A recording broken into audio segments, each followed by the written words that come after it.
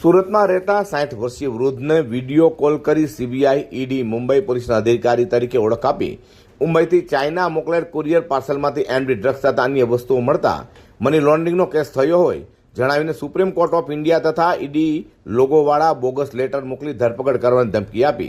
1,15,50,000 online transfer કરાવી લઈ ઠગે આચરનાર રમેશકુમાર કાતરિયા, ઉમેશ ઝુંઝાડા, નરેશ સુરાણી, રાજેશ દિહોરા અને गौरांग राखोलिया ने साइबर क्राइम में जेपी पाड़िया है। सूरत के 90 ईयर्स के एक सीनियर सिटीजन को डिजिटल अरेस्ट किया गया था। 15 दिन तक इनको डिजिटल अरेस्ट रखा गया कि आपका 400 ग्राम जैसा कुरियर में पार्सल मिला हुआ है जो बाहर जा रहा था, और उसमें CBI, ED, police, supreme court, अलग अलग ऑर्डर्स ये सब दिखा के इनको डरा के उनके पास से 1,15,00,000 से ज़्यादा अमाउंट उन्होंने अलग अलग अकाउंट में ले ली थी।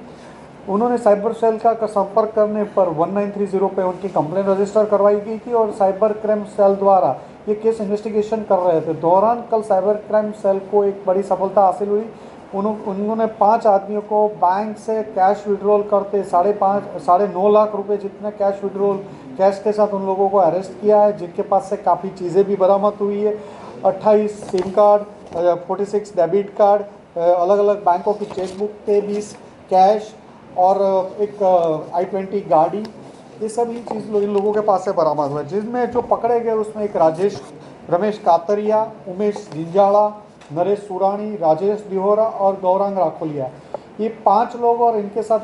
एक वांटेड दिखाया गया है पार्थ संजय भाई गोपानी, जो इस गैंग का मुख्य सूत्रधार है और अभी वो कंबोडिया में है।